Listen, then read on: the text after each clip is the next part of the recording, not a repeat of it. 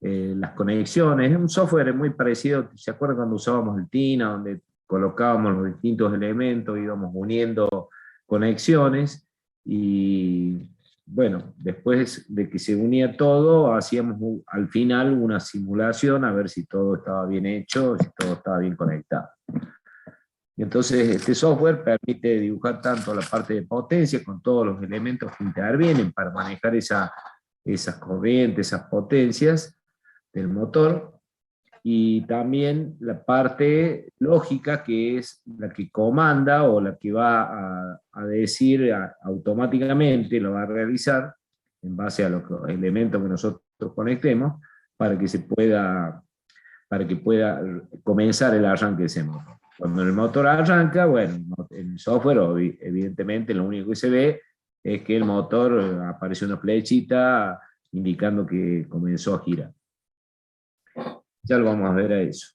Ahora, lo importante es que para entrar en tema de esto, necesitemos, yo creo que ya lo vieron en el teórico, la parte de motores asíncronos, ¿no? Vieron toda la parte de arranque y todas esas cosas. ¿Puede ser? ¿O todavía no vieron?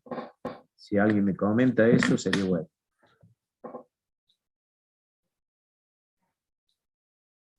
Sí, profe, lo vimos, en parche. Bueno.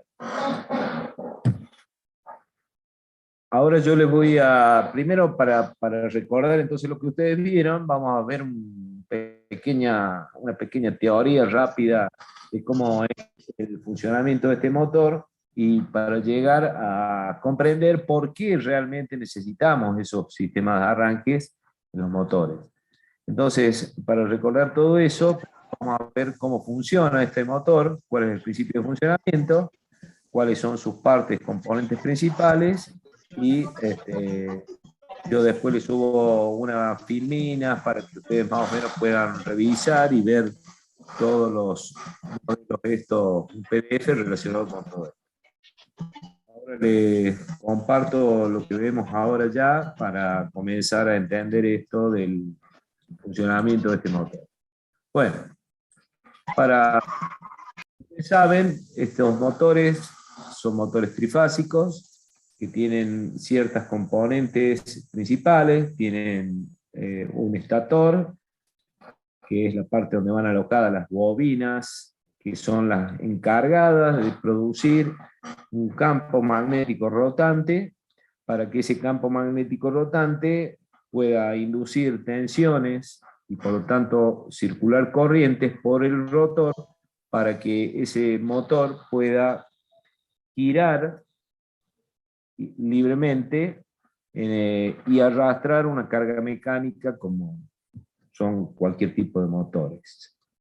Entonces, básicamente, para que veamos cómo se este tipo de motores, vamos a pensar que ustedes saben que tanto el rotor y como el estator son elementos donde hay un núcleo de hierro, y sobre el núcleo de hierro del estator es donde nosotros vamos a alojar las bobinas correspondientes al bobinado estatórico y trifásico dentro de ese núcleo magnético. El núcleo magnético se conforman, como ustedes ven ahí, una especie de, son chapas laminadas, al igual como que se hace con un transformador, con determinada forma. Ahí está, se puede ver la forma que tienen esas chapas, que en realidad es una cuestión más bien circular, y tiene unas hendiduras, tiene unas caladuras, digamos, esas chapas, como están dibujadas de ahí. A ver, esperen un poquito que quiero conectar marcar algo.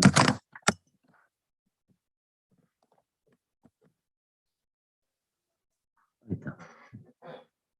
Entonces, como les decía, esas chapas de hierro tienen esta forma circular, como está ahí, y son círculos que tienen unas pequeñas formas como esta, así que son las hendiduras donde ahí se empiezan a alojar las bobinas.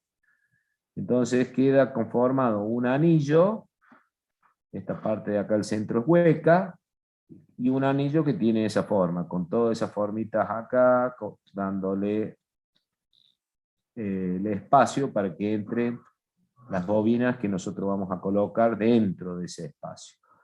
Y las chapas estas, o sea, que tienen, externamente son perfectamente circulares, se van apilando una de otras hasta conformar un cilindro, ¿no es cierto? Un cilindro que sería así de esta forma, más o menos, eso sería lo correspondiente al estator.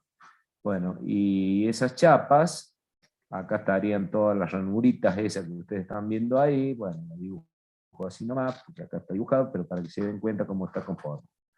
Y las chapas se van apilando una tras de otras, así, hasta ir conformando un núcleo completamente de hierro, un cilindro viene a ser. Queda conformado un cilindro, porque esto es circular. Bueno, una vez que tenemos esas chapas, ya conformado el núcleo de hierro a través del apilamiento. Mira, profe. Sí, sí, te escucho. Te escucho. ¿Qué pasó? ¿Hola? ¿Me escuchan, che? ¿O se cortó? Se escucha, profe, pero no hablo más. Disculpe, profe, sí. ¿Le puedo hacer una pregunta? Sí, sí, sí. Sí, mire, yo no tengo la nota del parcial todavía carga. Pasa que yo el día del parcial tuve un problema y usted me cambió de curso. Bueno, Porque- después vemos ese tema. Ahora estamos con la clase esta, después arreglamos ese asunto. Total, no es Dale, tan... yo le mandé un mail, profe, y ahí le expliqué bien qué había pasado ese día que me cambió de curso porque no había podido entrar por un problema de corte en el uso. Y me cambió al 3.3, yo puedo usar el 3.1 y le rendí desde el 3.3. Bueno, después pásame bien el apellido y lo veo acá al final. Dale, le pongo en el chat y le pedí, profe. Sí, haceme acordar después al final. Dale. Bueno.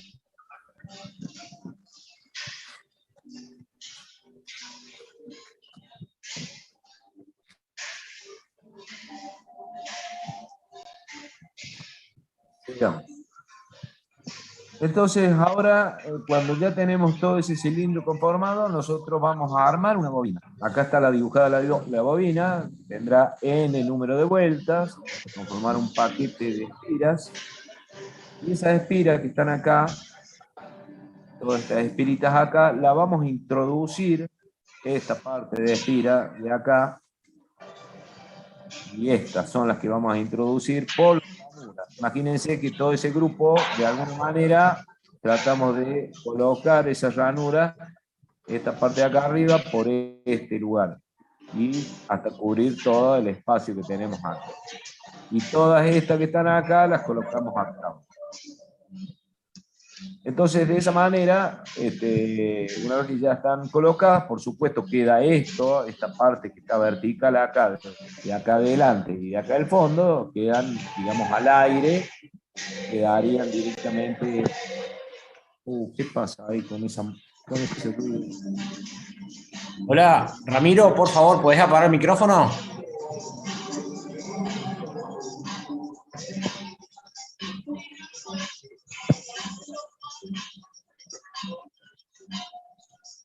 Está Ramiro, a ver.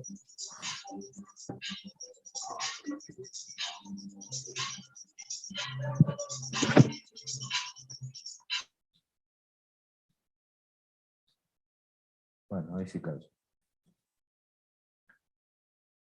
Entonces, como le decía, esas ranuras las incorporamos ahí por esos esas espiras las incorporamos ahí en esa ranura, esta la parte superior, acá la parte inferior, y bueno, y estas quedan al aire, ¿viste? O sea, quedan directamente, que después la acomodamos, la torcemos para dejar el espacio libre que tenemos que quedar. Entonces, una vez que hemos colocado esa, por empezar, ustedes saben que estos motores son trifásicos, por lo pronto necesitamos 3 bobinas. Acabamos de colocar la primera bobina, ahora vamos a armar otro paquetito igual que este, que será la segunda bobina, y esta tercera bobina. Por lo tanto, si vamos a colocar 3 bobinas, nos hacen falta, acá las ranuritas estas, nos harán falta 6 ranuras, ¿verdad? 2 ocupamos al principio, y ahora colocamos la segunda, que la vamos a colocar, fíjense que estas bobinas tienen U1 de comienzo, le vamos a poner nombre, y tiene U2 de final. La que sigue tiene B1 de comienzo y B2 de final, y la tercera tiene W1 de comienzo y W3 de final.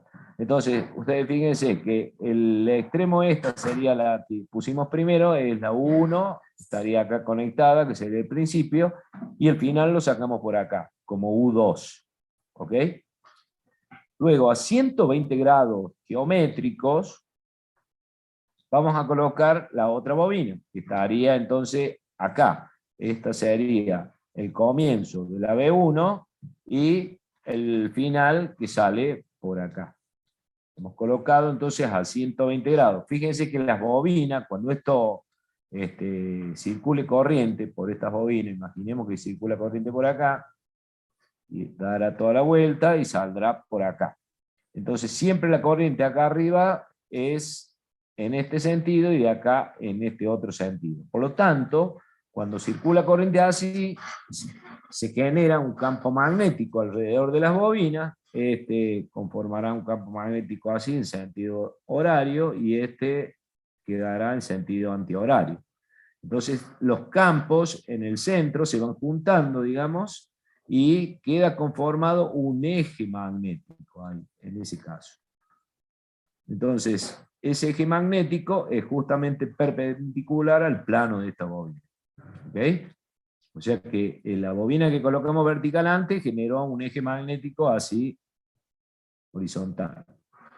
Ahora, si colocamos a 120 grados otro paquete de bobinas, que sería esta, la B1, como dije, y acá esta otra, que es la B2. Entonces, esa bobina quedarían así, por lo tanto, colocada en esta forma, y el eje magnético queda justamente vertical, sería así. ¿Ok? Bueno, entonces, como ustedes están viendo ya, en los ejes magnéticos, entre la bobina que pusimos acá, que estaba horizontal, y el eje magnético de la bobina que acabamos de colocar, está también a 120 grados. Acá hay 120 grados. Bueno, y por último colocamos la W1, y la colocamos acá, en la última ranura que nos está quedando libre, con esta. Entonces, la bobina está puesta en esta forma, por lo tanto, el eje magnético que lo forma estaría justamente en esta dirección. ¿Estamos? Y ese eje magnético entonces queda a 120 grados con el anterior, que era justamente este que está. Una vez que hemos colocado las 3 bobinas, entonces ahora analicemos un pequeño detalle. Y ese pequeño detalle que vamos a analizar es justamente cuando nosotros, como ven acá, estas bobinas están conectadas en conexión estrella. ¿Por qué? Porque tienen todos los finales unidos. Entonces, si unimos todos los finales de las bobinas que colocamos acá, estamos uniendo la U2, este punto, que viene a ser este punto, unimos la B2 con la U2, por eso va este cable acá externamente, que la une acá, y la W3. Y la W3 está justamente, ¿qué W3? Esta es W2. Es W1 en principio, W2 final. Y unimos con la W3 este punto. Entonces ahí hemos unido los 3 puntos finales. Y a los 3 puntos que quedan libres, que son W1, B1 y W1, o sea, 1, B1 y W1, acá es donde nosotros le vamos a colocar la tensión trifásica RCT. ¿Estamos? Entonces, cuando tenemos conectado la tensión trifásica, Fíjense, ahí tenemos una tensión trifásica. Entonces acá, esta, por ejemplo, está dibujada, correspondería a la sinusoide correspondiente a la fase, por ejemplo, R. Esta es R. Después podemos poner como roja, podemos poner la que sigue, que viene a ser esta. Esta sería la S. Y la T, la última. Entonces esta T, entonces ahí tenemos una tensión trifásica perfectamente dibujada, que sería la fase T.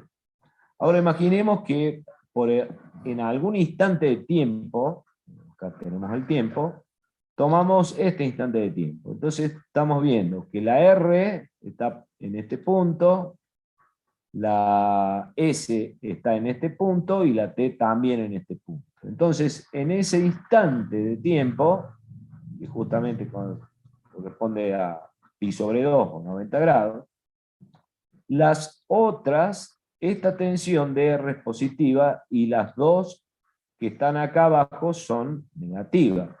Si tomamos como máximo, supongamos que el máximo acá fuera 1, entonces, estas que están justamente en el instante, acá están en menos 0,5. ¿Okay? Entonces, quiere decir que si esa es la tensión en ese instante de tiempo, estamos pensando que la corriente que está entrando por R, acá, esta corriente entra por el principio 1 y sale por U2. Esa corriente sigue por acá, entonces acá llega un nudo y se tiene que dividir. Se divide la mitad para acá y la otra mitad se va para acá. Ya que las dos tienen negativo, entonces evidentemente es justamente la mitad, 0,5. O sea, del total que viene por acá, mitad por acá y mitad por acá. Entonces, esta corriente que está entrando por el bobinado 2, está entrando por el final y saliendo por el principio. Lo mismo que esta, entra por el final W2, que es este W2, y sale la corriente por el principio, W1. Entonces, si graficamos eso, ese momento, en lo que pasa en el bobinado que armamos recién, acá tenemos, vamos a dibujar como corriente entrante con una cruz y corriente saliente con un punto. Entonces, acá entra por W1 una cruz. Y sale por W2 esa corriente con un punto. Ahora, la entrante en las bobinas que sigue, dijimos que entraban por acá, ¿no es cierto? Por los finales. Entonces, esa corriente va a ser en los W2 y en B2 van a ser entrantes, le damos una cruz, como está ahí, y en B2 también le damos otra cruz. Entonces, y por supuesto que la saliente de la W2 tendrá un punto y la saliente de B1 tiene un punto. ¿Estamos? Si nosotros aplicamos la regla de esa de la mano que colocamos el pulgar indicando la dirección de corriente y abrazando a las espiras le indica la dirección del campo magnético, quiere decir que todas estas que son entrantes van a generar un campo magnético que tiene esta dirección, ¿verdad? Ahí. Esta también. Un campo magnético así. Esta también. Campo magnético así. En cambio, estas que son salientes, si ustedes ponen el dedo mirando hacia ustedes, estas van a generar un campo magnético en sentido antihorario, o sea que va a ser esto así, esta va a ser así, y esta va a ser así, con esta dirección. Entonces, ¿qué pasa? Todas estas líneas de fuerza, que van, todos estos campos magnéticos que van generando cada una de estas bobinas, se van sumando y se va generando un solo campo magnético de esta forma, así. Circula por el núcleo de hierro, acá hay en este momento hay un núcleo de aire, Y estas que están al revés también pasa lo mismo. Se empiezan a sumar acá con esta y se suman así, con esta dirección. Y esta, que estaban al revés, con esta dirección también. ¿Y qué terminó pasando? Que al fin y al cabo, en este extremo, como ustedes están viendo, se ha conformado, son líneas que van saliendo, acá queda como un norte, y todas las que van entrando por acá, esto queda un sur. Entonces en ese instante vemos que se ha conformado un polo magnético, un par de polos magnéticos, un norte y un sur, con una dirección que está justamente horizontal y mirando hacia allá. ¿Ok? Bueno. Ahora, si yo analizo otro instante, fíjense, otro instante, vamos a tomar, salimos de acá, que estaba en pi sobre 2, tomemos este que está justamente a 3/4 de pi, viene a ser a 150 grados. Entonces acá tenemos, en este punto, tenemos que son positivas la R, acá estaríamos justamente también para hacerlo más fácil el análisis, justo en 0,5, pero positivo. Entonces, la R y la S son justamente positivas.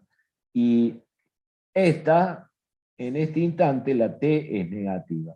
Por lo tanto, en ese momento, ¿qué va a pasar acá con las bobinas? Y veamos, borramos lo que hicimos recién. Y ahora en ese instante, lo que va a terminar pasando es esto, que comienza. Como esta está a la mitad, justamente al 0,5, quiere decir que va a haber un aporte de corriente de la fase R, que es entrante. Iría así, 0,5, digamos. Por acá también va otro 0,5. Y por acá se llegan a este nudo, se suman esas, se van hacia el negativo y conforman el 1 con la suma de estas dos corrientes. Entonces, de esa manera, observen cómo son los corrientes entrantes y salientes en las bobinas. Acá, la U1, vamos al bobinado. Borremos esto. No, ahí no. Está acá abajo, ahora que me acuerdo. Acá lo tengo. Profe, Sí. ¿usted le da ese sentido porque son ambas positivas, digamos, las de 0,5, y a uno le da el otro sentido para compensarla, digamos? No, claro, la corriente siempre sale del positivo y va hacia un negativo, como en cualquier caso, ya sea una batería, lo que sea. El polo positivo va hacia el polo negativo. Entonces, acá hay dos tensiones que son positivas en ese momento, entonces tienen que ir, esas tensiones que son positivas, tienen que ir hacia la más negativa, que son estas. ¿Está? Ah, bien. Bueno. Entonces, en el otro instante, que sería este que acabamos de analizar acá, podemos volver a colocar, dibujar la bobina para que no nos perdamos. Rápidamente la ponemos así, 3 bobinitas. Era así, ¿no es cierto? Esto está unido. Y acá teníamos la U1, la U2, acá teníamos la B1, el principio, el final B2, y acá la W1 y el final W2. Entonces estamos analizando este tiempo ahora. Acá hay dos positivos. Entonces, quiere decir que estas está la fase R, esta la S y esta la T, ¿verdad? Esta era la R, esta era la S y esta era la T. Entonces quiere decir que entre R, las dos, R y S, que son positivas, se irán hacia la T, que es negativa. Entonces quiere decir que por acá está entrando corriente, se juntan en este punto y sale todo por acá. ¿Ok? Entonces, como justamente la tensión en ese instante vale justamente el 0,5, que sería más o menos acá, digamos, la mitad del máximo, quiere decir que esta le podríamos dar 0,5, esta le damos 0,5 y a esta conformará el 1, que sería la suma de esas dos. Entonces, de esa manera, analicemos acá en el bobinado. Dijimos, lo dejé muy arriba. Bueno, es corriente entrante por la U1. La U1 era esta, le ponemos una cruz. Ahí está la cruz. Sale, es saliente por la misma bobina, o sea que acá abajo le ponemos un puntito. Luego, es corriente entrante por la B1 también, entonces le ponemos una cruz. Acá, esta era la B1, le ponemos una cruz. Y es saliente, que es por la B2, le ponemos un puntito. ¿Sí? Ahora, cuando vamos a la tercera bobina que queda, entra por W2. Y la W2 estaba acá, fíjense, en este extremo. Así que va a entrar por acá la corriente. Por eso le vamos a poner una cruz a este, y a este le vamos a colocar un punto, porque sale por la W2. La W1 sale por acá. ¿Ok? Ahora, veamos qué pasó. Aplicamos la reglita a la mano y vemos que esta van a generar el sentido horario, esta va a generar el sentido horario del campo magnético, esta también va a generar el sentido horario del campo magnético, y estas que están todas con punto, la va a hacer al revés, va a ir para acá, esta va a ir para allá, esta también va a ir para allá, ¿y qué va a terminar pasando? Bueno, que entre estas se empieza a conformar todas las que son entrantes, empieza a generarse un campo magnético de esta forma, la línea de fuerza. Y esta justamente hacia el otro lado. Y se empiezan a sumar todas acá en el centro. ¿Ok? Entonces todas tienen este sentido para allá. Entonces acá vemos que el par de polos, las que son salientes, queda el norte acá y el sur acá abajo. ¿Ok? ¿Y qué terminó pasando si analizamos con el instante anterior? Quiere decir que antes el norte estaba así, y de repente en el instante de tiempo posterior, ahora ya se corrió en esta dirección. Y si seguimos analizando tiempo a tiempo hasta terminar los 360 grados del ciclo, vemos que esto empieza en una manera a ir girando. Gira, gira, gira, el polo norte va girando constantemente alrededor de todo el estator. Y ahí es donde nace el famoso llamado campo rotante giratorio. Ustedes vieron, el teórico, que justamente la magnitud de todos esos campos magnéticos constantes, que la magnitud de ese campo magnético es constante, quiero decir. O sea que siempre tiene el mismo valor para el instante de tiempo que nosotros analicemos acá. En cualquier instante de tiempo de esta onda, siempre tiene un valor constante. Lo único que ese valor constante es un valor constante, pero giratorio. Va girando ese norte y el sur así constantemente alrededor de todo los 360 grados del núcleo de hierro del estator. Bueno, entonces nos aprovechamos de ese fenómeno.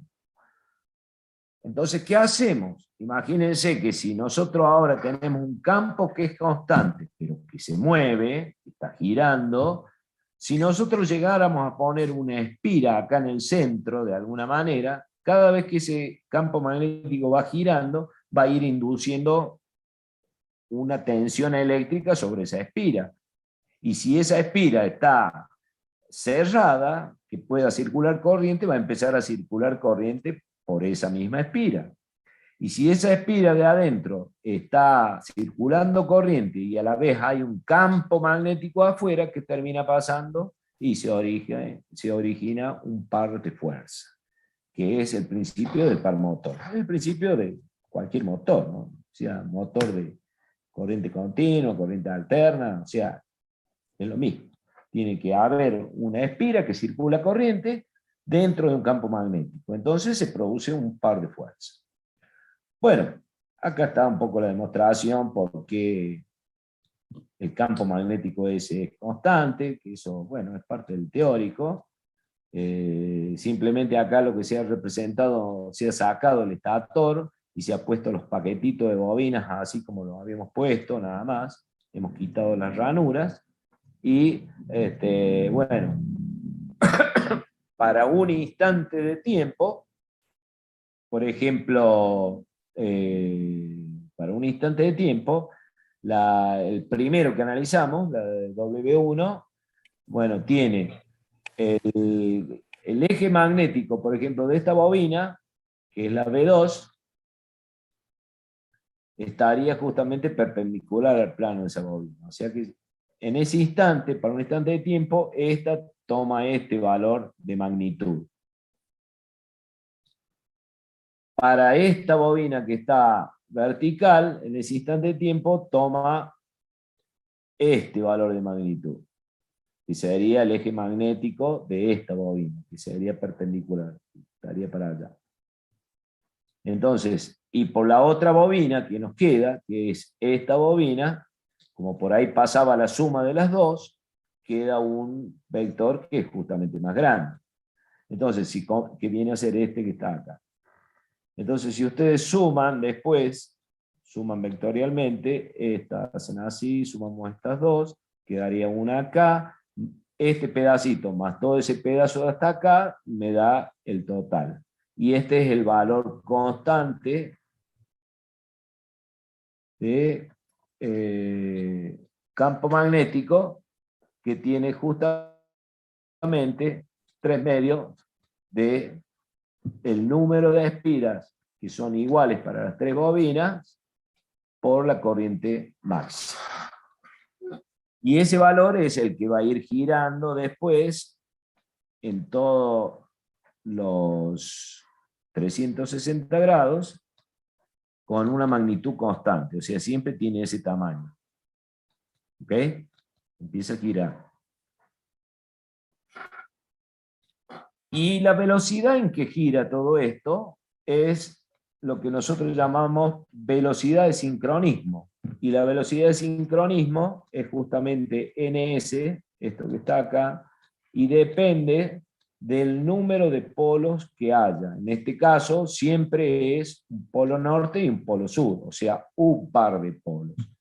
Que si nosotros multiplicamos 60 por F sobre P, me termina dando la velocidad de ese campo magnético giratorio en RPM. O sea, como ejemplo, si yo tengo el NS, tendríamos que multiplicar 60 por la frecuencia que tiene la tensión de red nuestra, que son 50 Hz, dividido un par de polos, porque había en este caso un norte y un sur. Y esto me va a dar 3000 RPM. O sea que la velocidad de ese campo rotatorio son 3000 RPM.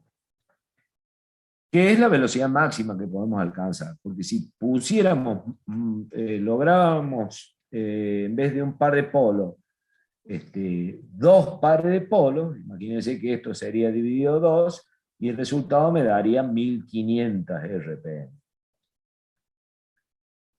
Y así sucesivamente vamos disminuyendo la velocidad a medida que se van agregando pares de polos.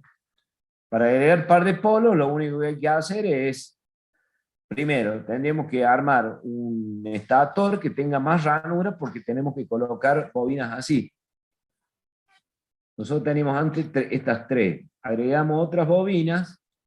En total son 1, 2, 3, 4, 5, 6 bobinas. Por lo tanto, vamos a necesitar 12 ranuras acá. 12 ranuras en total. Y bueno, fíjense, acá la W1 entra acá y se la coloca, el final de la W1 sería W, estos que están central, le vamos a llamar con 3, W3. Estaría acá el W3. O sea que ahí va un paquetito de bobina, puesto así. Luego, esta bobina, el eje magnético de esa bobina es esta, perpendicular. Pero cuando circule corriente por acá, tenemos que lograr que esta bobina esté en el mismo eje magnético del anterior. O sea que la vamos a colocar acá. Entonces ahí está, acá está el principio de esta bobina, que sería el W3, está dibujadito más abajo, acá está, el W3, y el final es W2. Entonces, Cuando pase corriente por ese primer paquete de bobinas, está pasando por las dos bobinas de esa corriente, ¿verdad? Porque están en serie.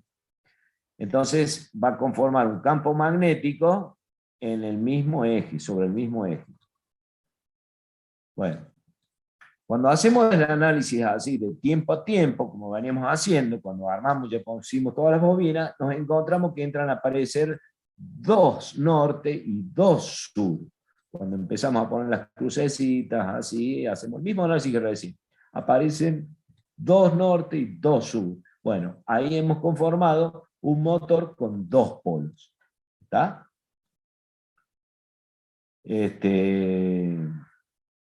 ¿Ves? Ahí quedan más o menos las bobinas, sacando el estator, como están puestas.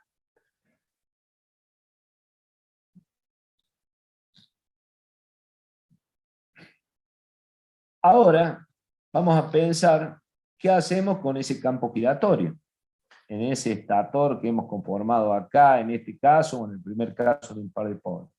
La idea es que ahora nosotros coloquemos una espiras ahí adentro, y esa espira la vamos a montar en otro núcleo de hierro. Entonces, otro cilindro, este va a ser un cilindro, este es el núcleo de hierro, fíjense que es directamente, vamos a empezar a apilar chapas de hierro laminado, vamos a empezar a hacer apilaciones así hasta conformar un cilindro. Una vez que esté todo el cilindro quedaría, ahora el cilindro se le hace generalmente, a ver, dibujo algo así para que se entienda visto de frente, ahora se les hace una ranurita, pero así al revés, a toda la vuelta. Y todo a lo largo, por supuesto, ¿no? Entonces quedaría unas ranuritas así, todo a lo largo. Dentro de esa ranurita alojamos ahora una espira, toda la vuelta. Espiras, espiras. Y esas espiras, tanto en el extremo de atrás como acá en la parte de adelante, la vamos a unirla con otro material por un material conductor, uniendo todos los extremos de estas bobinas que vamos colocando.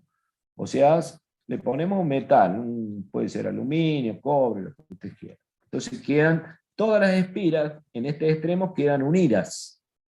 Y atrás también quedan unidas. O sea que en una palabra quedan todas las espiras en cortocircuito. Bueno, una vez que armamos todo eso y la pusimos todo en cortocircuito, es lo que se denomina el rotor de jaula de ardilla. ¿Por qué? Porque todas las espiras generan como si fuera una jaulita de ardilla. Yo nunca vi una ardilla en una jaula, como le digo a todos, pero bueno, parece que antes se usaba de meter las ardillas dentro de una jaula. Y a ese rotor lo único que hacemos es, acá tendrá un núcleo que sería el eje de todo ese cilindro, acá será todo un núcleo, el eje, y en ese eje es donde colocamos algún rodamiento, un rulemán, algo así, para que esto pueda girar libremente. Cuando lo apoyamos de los extremos, entonces esto puede tener, una vez que empieza a funcionar, empieza a girar. Y eso es lo que se llama el rotor de jaula de ardilla. ¿Estamos? ¿Y por qué gira? Ahora esa es la pregunta. ¿Por qué gira?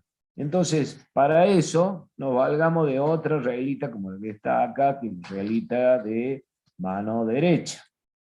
Fíjense, agarren la mano derecha y hagan entrar el flujo magnético por la palma. Este dedo que está acá, el pulgar, señalen con ese dedo el sentido contrario al cual está girando el campo. Por eso dice sentido contrario al el campo magnético que estaba alrededor de esto, que estaba el campo giratorio, en este caso está girando así, en sentido horario, como está indicado ahí. ¿Ok?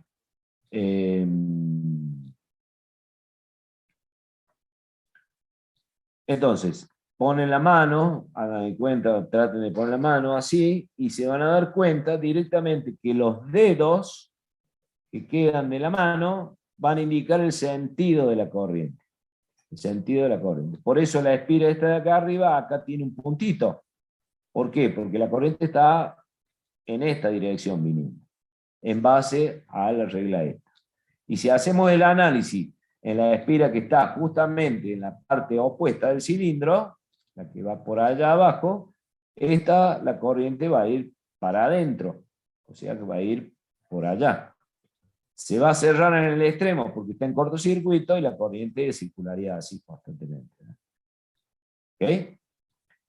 Bien. Profe, ¿esos son dos espiras distintas o está No, doblada? no, ¿Cómo se ve?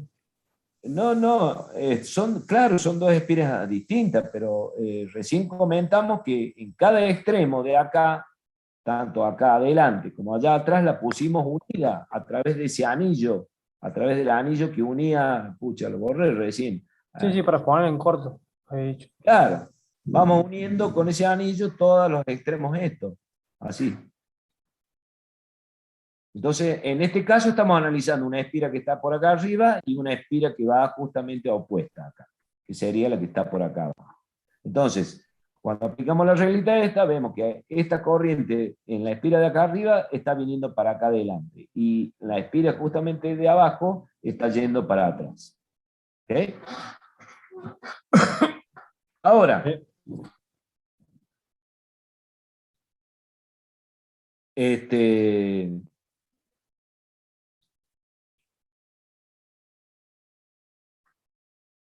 con esa regla nosotros hemos entonces demostrado que ahí se están induciendo tensiones y como está cerrada las espiras porque está en el cortocircuito, empieza a circular corriente. Entonces, ¿qué pasa cuando ahora tenemos una espira que circula corriente y a la vez hay un campo magnético que se está moviendo? Entonces, esas corrientes de esta espira también generan un campo magnético y que va a reaccionar con el campo magnético exterior, que es el campo magnético rotante. Entonces, ahí pasamos a hacer ese análisis. Vamos a usar ahora otra regla. Usemos la de la mano izquierda. La otra mano. Otra vez. Hagamos entrar el flujo magnético por la palma.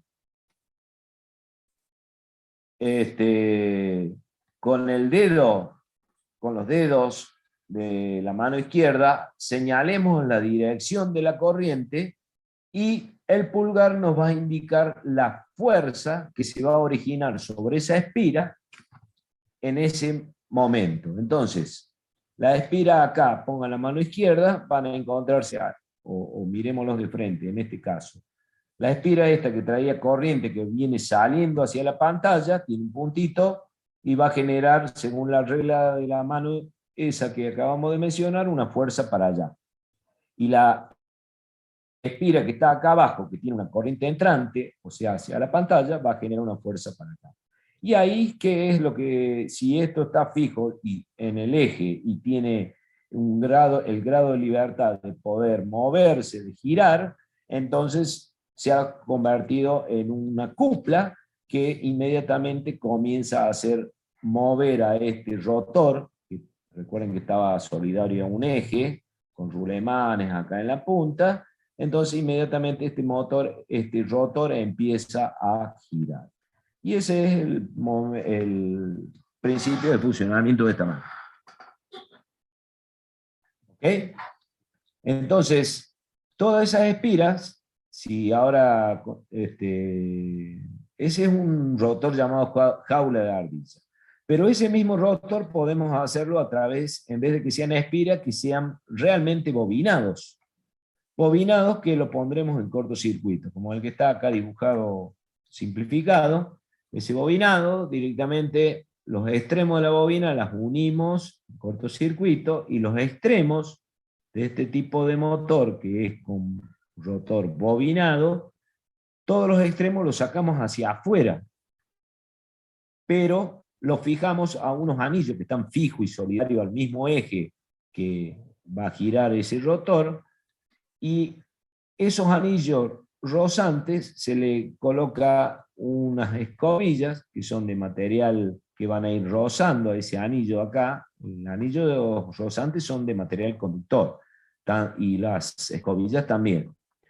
Y de esa manera nosotros acá afuera ya tenemos, por más que gire esto, no se nos enreda los finales y nada por el estilo, y acá podemos colocar en cortocircuito las 3 bobinas. Entonces ya la tenemos en cortocircuito internamente y externamente la podemos poner en cortocircuito acá. Pero ustedes dirán, ¿para qué hacemos todo ese lío si lo hubiéramos unido acá? Y simplemente porque vamos a aprovechar de hacer un agregado.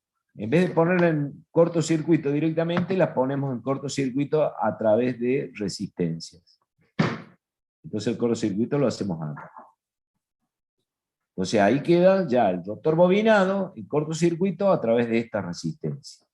Esas resistencias se utilizan para el sistema de arranque de este tipo de motor. Entonces arrancamos con resistencia, cuando el motor ya giró, sacamos la resistencia, o sea, la podríamos poner directamente en cortocircuito a cada una, y es como si el corto lo hubiéramos hecho acá arriba, ¿verdad? Y ahí quedan las bobinas en cortocircuito. Estos motores son motores de gran porte, son motores de gran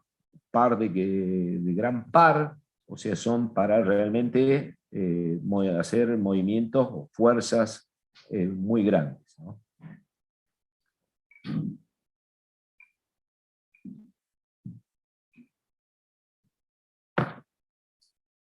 Bien. Entonces, entonces vimos que hay 2 tipos de rotores. Y este motor ya lo tenemos girando, ¿no?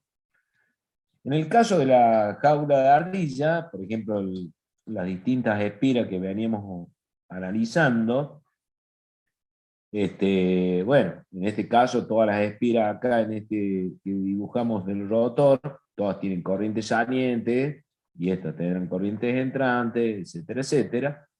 Pero en cada una de las espiras se va induciendo tensiones que son distintas. Entonces por eso la simulamos acá como si fuera un generador para una espira, para la 1, otra para la 2, otra para la 3, para la 4. Todas están acá unidas porque debido al anillo que las cortocircuitas a todas. Y esta impedancia representará la impedancia de la misma espira, ¿no? Y unidas acá también. Entonces todas están aportando corrientes a medida que se va induciendo tensión. Pero las tensiones que van tomando cada una son distintas. ¿Por qué? Porque, bueno, evidentemente algunas tienen por la posición que tienen con respecto al campo en ese momento. Entonces, este motor, cuando gira, entramos a hablar de un concepto llamado resbalamiento. Resbalamiento es simplemente una velocidad relativa, donde se expresada en tanto por 1 o en tanto por 100, ya que el resbalamiento es igual a la velocidad del campo rotante menos la velocidad del rotor, que sería esta, dividido la velocidad del campo rotante. O sea que es un número adimensional, ya que estamos restando 2 velocidades y dividiendo por la velocidad máxima. Entonces podemos observar, por ejemplo, que el resbalamiento de un motor, cuando en el momento que va a empezar a arrancar, el rotor no se mueve, lo alimentamos, pero todavía no empezó a girar, la velocidad del rotor es 0, entonces esto me queda con valor 1, rotor parado. S igual a 1, el resbalamiento es 1 cuando el rotor está parado. En cambio, si el rotor llegara a alcanzar la velocidad del campo rotante, que nunca la va a alcanzar, el resbalamiento toma el valor 0, ya que la velocidad del campo rotante menos la velocidad del rotor, que es igual, me daría rotor a la velocidad de sincronía. La velocidad del campo rotante se le llama velocidad de sincronía. Entonces, ¿qué pasa? El motor empieza, cuando lo conectamos, el rotor está quieto, empieza a girar, girar, girar, empieza a tomar vuelta, empieza a tomar velocidad, y a medida que va tomando velocidad, la velocidad relativa entre el campo que está girando por afuera y la velocidad que está girando el rotor va siendo cada vez menor. Entonces, si es cada vez menor esa diferencia, las tensiones que se van induciendo en cada una de las espiras va siendo cada vez más chica, más chica, más chica, más chica, más chica, hasta que llega el punto que si el rotor alcanzara la velocidad del campo rotante, no habría variación de flujo.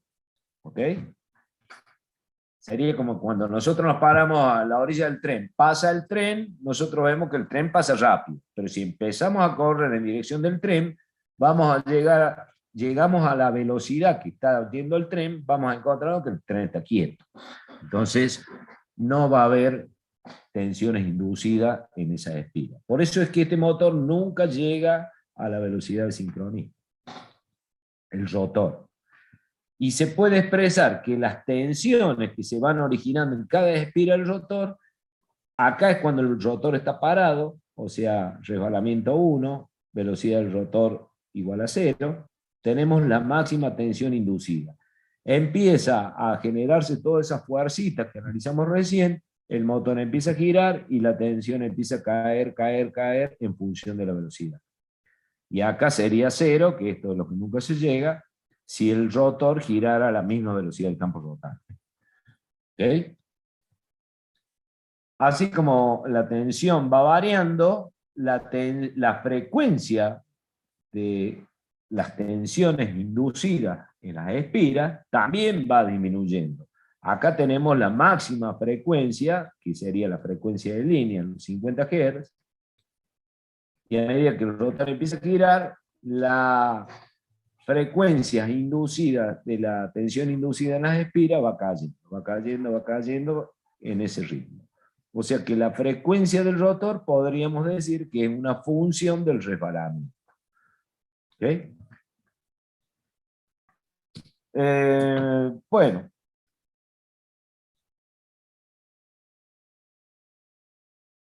Para hacer una analogía con la máquina, con el transformador, si ustedes se ponen a pensar, acá estamos también, igual que en el transformador, ¿no es cierto? El transformador, ¿qué era?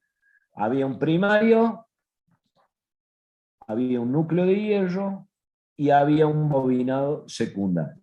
Bueno, acá si ustedes se ponen a pensar, el estator es un bobinado que tiene un núcleo de hierro. El rotor también es otro bobinado, que también tiene núcleo de hierro. Entonces, la única diferencia que hay con un transformador acá, que digamos, la parte secundaria se mueve, en cambio en un transformador está estático. Entonces podríamos hacer, según lo que se acuerda cuando hicimos el circuito equivalente del transformador, un circuito equivalente igual para el motor de inducción, para este tipo de motor, donde toda esta parte que ustedes están viendo acá, serían la resistencia y la reactancia del bobinado estatórico. Esta red representaría las pérdidas en el núcleo de hierro, como habíamos visto, esta red en paralelo, con esta resistencia expresábamos las pérdidas, y con el campo magnético que vinculaba entre primario y secundario. Y del otro lado podríamos colocar la resistencia de las espiras del rotor con sus reactancias también. Y fíjense que acá está el cortocircuito, porque las espiras están en el cortocircuito. Al fin y al cabo nos quedaría un diagrama muy similar con lo que sería el del transformador. Profe, tampoco hay, disculpe, no le iba a preguntar si tampoco hay vinculación eléctrica entre el rotor y el estator. Es que sí, no hay vinculación No eléctrica. hay- o sea, como el transformador, digamos. igual que el transformador, no hay vinculación eléctrica. Lo único que se diferencia entre el transformador es, como yo les digo, la parte secundaria, que era en el transformador, y ahora es el rotor. Ese es un elemento que se va a ir moviendo físicamente, o sea, va a ir girando. Entonces, es como si nosotros tendríamos un núcleo de hierro que es del estator, tenemos un espacio de aire, porque entre el rotor y el estator tiene que haber un espacio de aire para que pueda girar ese rotor. El núcleo de hierro del rotor, y después tendríamos el bobinado, las espiras del rotor, y de este lado tendríamos las espiras del estator. Entonces, es como si fuera un transformador, simplemente.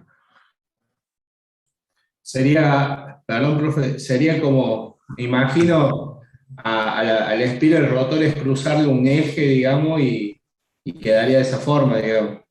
Porque la única relación que tienen es el flujo, digamos.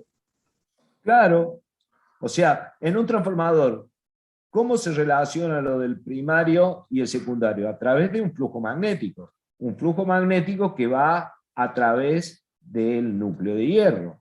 Así se inducían tensiones en el secundario. Acá también vemos que se inducen tensiones en el secundario, o sea, en el rotor, a través del núcleo del campo magnético y el núcleo de hierro del estator.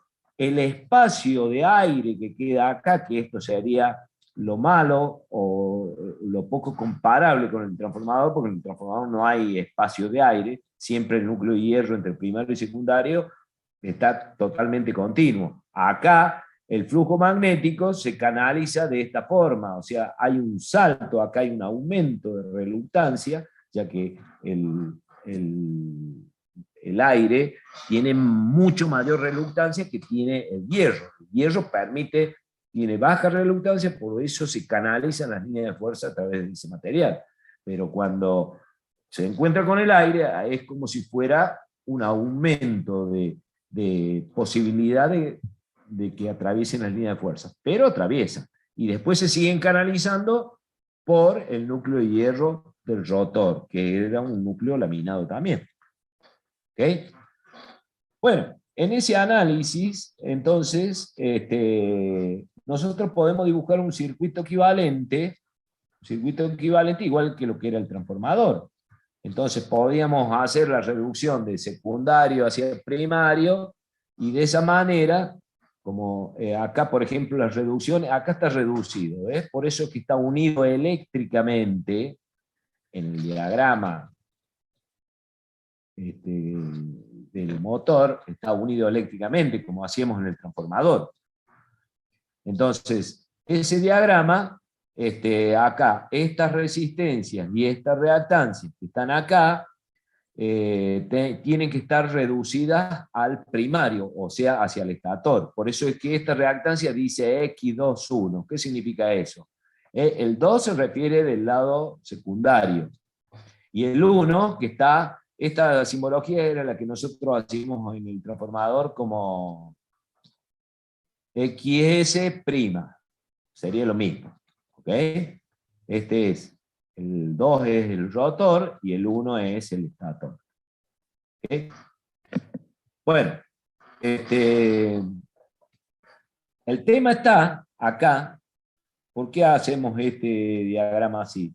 Es un poco para entender que, por ejemplo, la reactancia secundaria, que serían las reactancias de las espiras del rotor,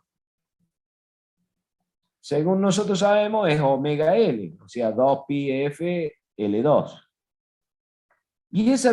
Pero acá el problema que tenemos es que esa frecuencia que tiene la reactancia del lado del rotor, varía en función que el rotor vaya girando, porque dijimos que la frecuencia F2 era función del resbalamiento. S por F, siendo F la frecuencia de línea que le metemos al estator. Y esa frecuencia, a medida que el rotor va girando, va disminuyendo, ¿se acuerdan? que dijimos recién, en el diagrama ese, hicimos tanto de la frecuencia como de la tensión, este que está acá. Va disminuyendo. Y lo mismo que las tensiones van disminuyendo a medida que el rotor empieza a girar. Entonces, si yo reemplazo el valor de la frecuencia en función de S por F, entonces voy a llegar en una medida a decir que la reactancia del rotor del lado secundario es función también del resbalamiento. ¿Sí? Es función del resbalamiento. Y las tensiones secundarias también, las tensiones inducidas en el rotor, también es función del resbalamiento. Por eso ponemos esto acá. ¿Ok? Entonces tenemos dos cosas que varían en función en que el motor esté parado o el motor esté girando. Entonces, en este circuito, si yo ya tengo estos valores determinados que son función del resbalamiento, entonces la corriente que circula en el lado del rotor, o sea, en el lado este, en este lado, esta corriente I2 que circula por acá, va a depender de la tensión esta, que depende del resbalamiento, y va a depender de esta reactancia, que depende del resbalamiento. Entonces, yo puedo decir que aplicando la ley de Ohm será igual a la tensión inducida E2 dividido R2 sobre S más JX2. ¿Ok? Esto es simplemente, esto es lo mismo que expresar acá, ¿no es cierto? La E2S sería la E2 por la S, que es función del resbalamiento, dividido la R2 más la SX2, más JX2. Entonces pongo el S, lo divido, lo pongo para acá abajo, y me queda R2 sobre 2, simplifica este y queda la I2. Entonces la I2 depende de esto. Entonces, si la I2 depende de esto, yo puedo decir, por ley de Ohm, que es como si hubiera una resistencia de valor R2, R21, porque es la resistencia reflejada al primario, nada más por eso, dividido S, que sería esto que está acá. Y la reactancia, tal cual como está, reflejada al primario, o al estator. Y el cortocircuito. Entonces mi circuito equivalente queda así, de esta forma. Y ese circuito equivalente que queda de esta forma, que con la S acá como función del resbalamiento, también lo puedo escribir de esta forma, fíjense. O no hace falta, para no complicarle. O sí. A este término, R2 sobre S, lo puedo escribir de esta forma.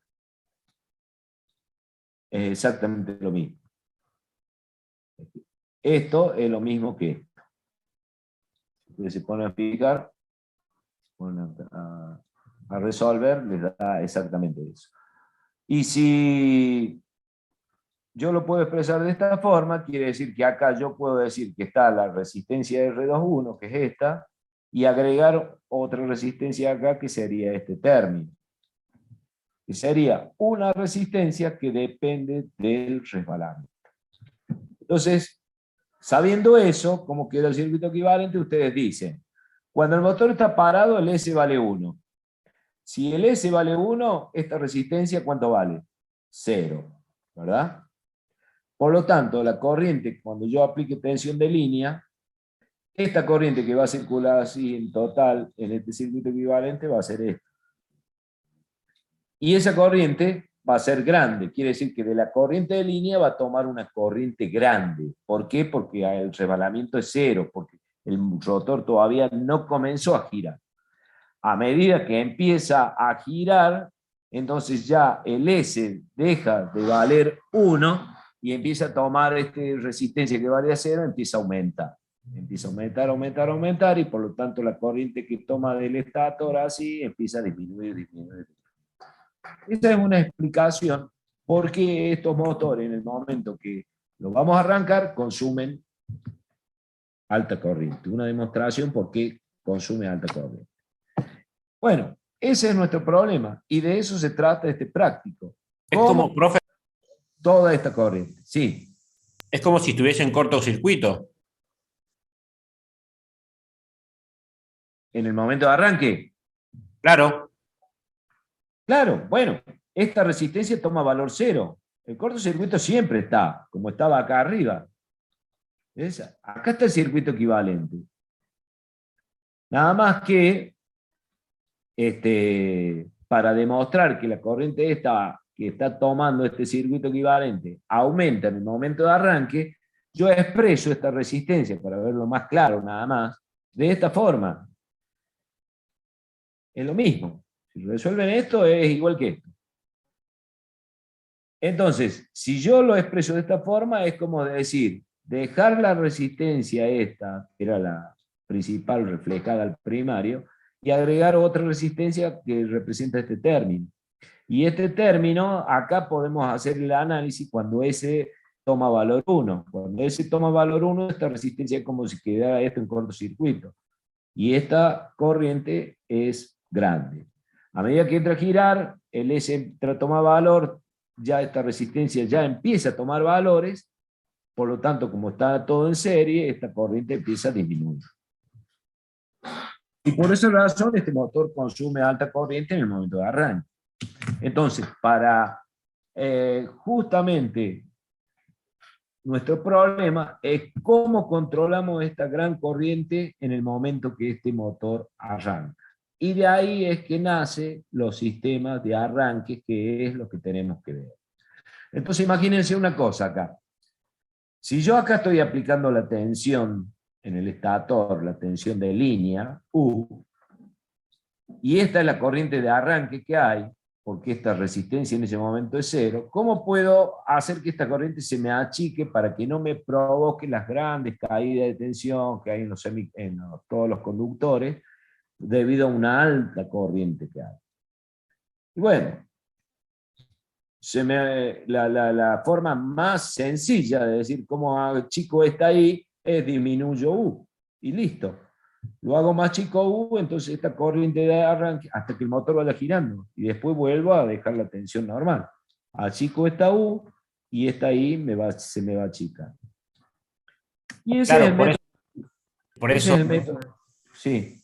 me imaginaba a la prueba de cortocircuito del transformador, digamos, una cosa así, para evitar justamente de tener la corriente nominal, o sea, poníamos la corriente nominal, pero con una menor tensión, una cosa así.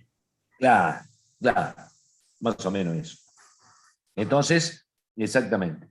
Entonces, de eso se basan los sistemas de arranque que tenemos que entrar a estudiar. Es manejar, achicar este valor de U a los bobinados del motor, de tal manera de que esa corriente se haga más chica. Eso es todo. Ese es el secreto. Ahora, achicar la tensión de esa, hay un inconveniente. Y el inconveniente es el siguiente, que la gráfica de este motor, el par que se genera en los ejes de este motor, tiene una curva como esta que ustedes ya la habrán visto, ¿verdad? Tiene una cupla de arranque, un valor máximo, este es un par de arranque, este punto es el par máximo, y después que arranca el motor va creciendo hasta llegar al par máximo y después empieza a caer. Este punto nunca lo llega porque el rotor nunca llega a la velocidad de sincronismo. Entonces, cuando ya pasó la cupla máxima, el motor se estabiliza en un punto en el cual se equilibra con el par resistente. ¿Quién es el par resistente? Y bueno, es la carga que nosotros tenemos que mover con el eje del motor, como puede ser un ventilador. Esta puede ser la curva del par resistente de los álabes de ese ventilador. Entonces, que es función de la velocidad también. Entonces, si este punto está acá y el motor arranca con este par de arranque, tranquilamente lo va a empezar a mover y va a empezar a levantar velocidad, y después, cuando se crucen las curvas, ahí es donde se estabiliza el eje del rotor a esa velocidad. Una velocidad que es menor, cercana al sincronismo, pero es menor. Pero ¿qué pasa? Esta curva es el par, esta es la curva de par, es función de la tensión al cuadrado. Es un K por la tensión al cuadrado. Entonces, imagínense que nosotros dijimos, bueno, vamos a controlar la corriente de arranque achicando la U. Pero cada vez que achicamos la U, esta U, el par, está en función cuadrática con la tensión. Y puede suceder que achiquemos la tensión de tal manera que la curva se me va a quedar mucho más abajo, apenas bajemos la tensión. Y si me queda esta curva, yo me encuentro un problema, que cuando lo vaya a alimentar al motor con esa tensión, este va a ser el par de arranque y el par resistente está por arriba, por lo tanto el motor nunca va a poder empezar a girar. ¿Ok? Entonces hay que tener cuidado con eso cuando se hacen los sistemas de arranque achicando la tensión.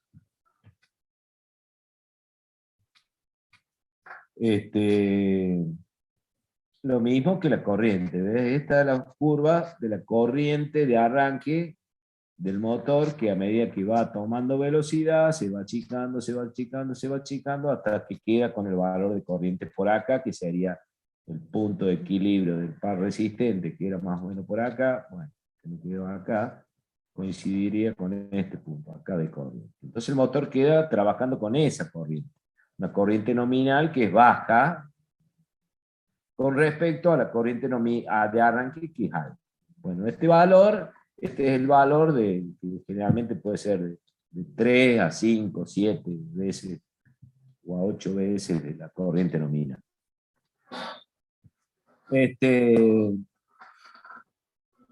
Bueno, entonces ese es lo que nosotros tenemos que buscar. ¿Cómo bajamos la tensión al bobinado del motor para que la corriente de arranque no se nos vaya por arriba? El único caso y el único sistema de arranque que no se toca la tensión y se le puede controlar la corriente de arranque es el caso del motor con rotor bobinado. O sea, no con los jaulas de ardilla, sino con el motor este que habíamos presentado acá, con este, rotor bobinado. Tenía bobinita donde vamos a controlar la corriente de arranque con esta resistencia. Pero estas resistencias están en el rotor. Quiere decir que en el estator le vamos a meter las tres fases, R, S y T, pero le vamos a meter los 380 voltios de una. Y para controlarla, el estator va a recibir siempre 380, pero la corriente de arranque, agregando resistencias en el rotor, controlamos la corriente de arranque. ¿Y por qué se controla la corriente de arranque? Por lo que acabamos de ver recién. Como esta resistencia en el arranque es cero, nosotros lo que terminamos haciendo es colocarle resistencia acá. Y después la sacamos. ¿Ok? Entonces, por más que esta se haga cero, esta es fija, que la pusimos nosotros. Que es justamente que después, cuando el motor ya tomó vuelta, la sacamos. Y por eso es que se controla la corriente de arranque, debido a que por más que sea cero esta, acá le agregamos la resistencia que va a controlar esta ahí, porque queda en cero. ¿Se entiende? Al rotor, profe, digo que se agrega. Al rotor, claro. Recordad que en el circuito este equivalente, esta parte de acá es el rotor. Y nosotros esta R que estamos poniendo acá es justamente las R esta que estamos dibujando en esta parte. ¿Dónde está el rotor? Acá. Voy a borrar para que se vea bien. Este es el rotor, el bobinado del rotor. Del rotor, no del estator, del rotor. Entonces, como este extremo está con ese anillo rozante y yo pongo una resistencia, esa es la resistencia que yo estoy agregando, esta R, entonces de esa manera la corriente de arranque es controlada acá en esta parte. De acuerdo al circuito equivalente que vi. Esa R que yo estoy colocando ahí correspondería a la R esta que estoy dibujando acá. ¿Está? y por eso el motor no toma tanta corriente, o sea, podemos controlar esta I grande que tiene al arranque. Después, cuando ya tomó velocidad, lo que hacemos es la sacamos. Por eso en el dibujo este está como con esta flecha, así indicando que son resistencias variables. Porque en realidad lo que se hace a veces es, en vez de colocar una resistencia, se coloca así. Acá está el anillo glosante, acá está la escobilla, y acá viene. Ponemos una de resistencia, podemos colocar otra resistencia, y así. Entonces, ¿qué vamos haciendo? El total sería la suma de las resistencias. Pero a medida que el motor va tomando velocidad, entonces nosotros vamos quitando resistencia. Esta la ponemos en corto, el motor quiere aumentar un poquito la corriente, pero la tenemos controlada a través de estas dos. Cuando el motor ya bajó la corriente porque está tomando vuelta, cortocircuitamos esta y después cortocircuitamos esta al final. Y en definitiva, ahí es como si tuviera el cortocircuito acá, ¿no? O sea que esto se llama un arranque de 3 pasos. Un arranque por resistencias rotóricas de 3 pasos. Algo similar se hace en el motor de jaula de ardilla, donde por ejemplo nosotros tenemos el motor acá y tenemos las 3 fases acá. Este motor sería de jaula de ardilla. Entonces, ¿qué hacemos? Para controlar la corriente que va a tomar el bobinado del estator, le agregamos resistencias acá. Una resistencia por cada fase. Y de esa manera controlamos la corriente de arranque. ¿Y qué está haciendo esta resistencia? Y bueno, cuando circule corriente por acá, se produce caída de tensión, y es lo mismo que hubiéramos puesto tensión más chica acá a los bordes del motor. Ese se llama arranque por resistencias estatóricas, que nada que ver con el sistema de arranque de resistencias rotóricas, porque esto está en el rotor. Los 380 los seguimos metiendo derecho sobre el estator. ¿Ok? ¿Se entiende esa diferencia? Ya lo vamos a ver circuitalmente. Lo importante es que entendamos ahora qué es lo que estamos haciendo después con los cableríos y con las uniones y con los contactores y con todos los elementos de comando, y saber qué estamos haciendo, justamente entendiendo primero en base al circuito equivalente qué es lo que pasa, que es corriente alta, ¿por qué? Porque la resistencia esa que buscamos en el circuito equivalente toma valor 0, y al tomar valor 0, esta resistencia se hace de valor 0, y esta corriente es alta, etcétera, etcétera, etcétera. Bueno, esa es la idea más o menos de todo. Yo después les paso este PDF, así lo pueden más o menos tener y consultar, que siempre es bueno tener algo más de consulta para poder interpretar todo este tema, que sirve tanto para práctico como para teórico, ¿no? Bueno, chicos, vamos a dejar acá la próxima clase. Lo que vamos a hacer ahora es empezar a ver todos los sistemas de arranques. Todos los sistemas de arranques. Esto no les comenté, pero esto lo deben haber visto en el teórico. O sea, ustedes tienen un motor, ¿no es cierto? El motor tiene los bornes para conectar la tensión de línea. Pero generalmente los motores vienen de esta forma. En vez de tener 3 bornes, tienen 6 bornes. Cuando tienen 6 bornes, quiere decir que cada borne está asociado a cada una de las bobinas. Recuerden las bobinas estas del motor que estaban, supóngase, de esta forma. Entonces, acá tienen, este era el U1, este era el U2, este era el B1, este era el B2, este es el W1, este es el W2. Si yo lo conecto así,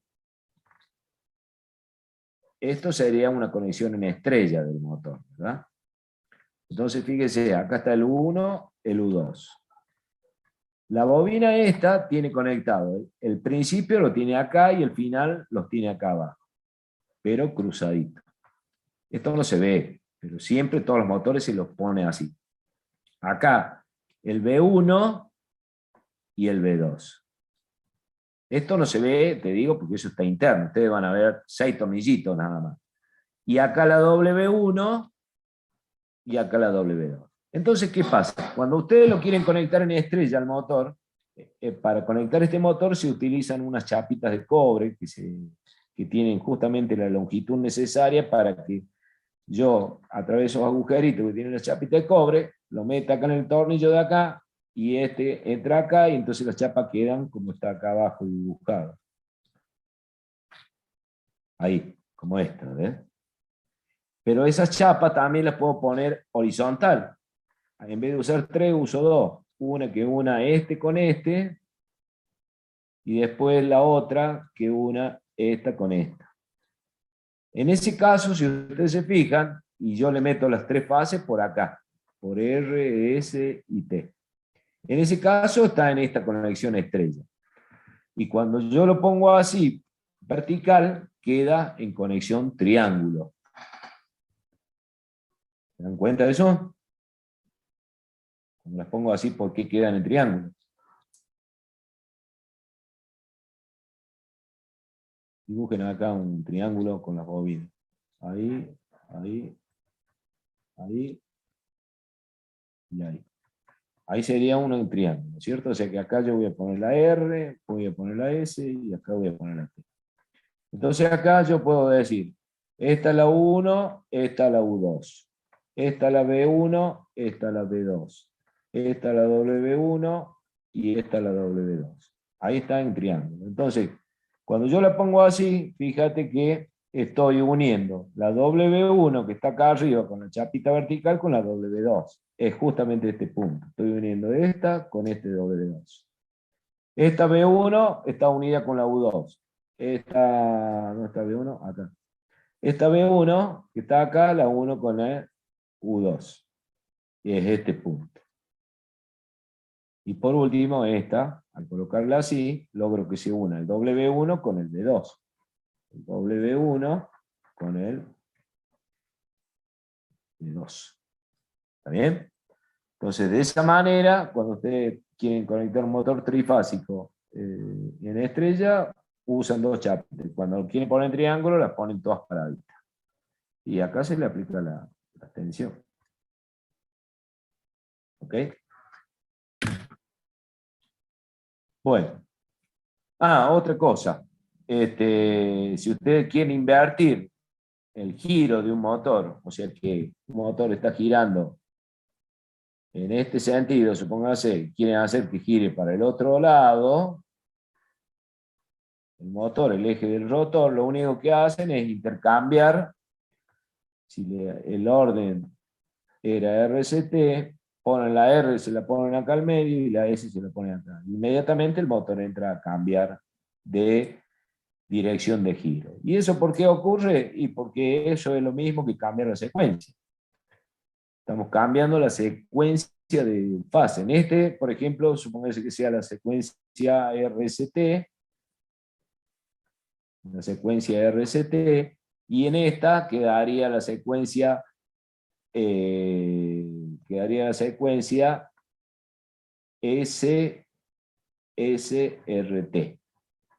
SRT. Y así se va repitiendo. SRT.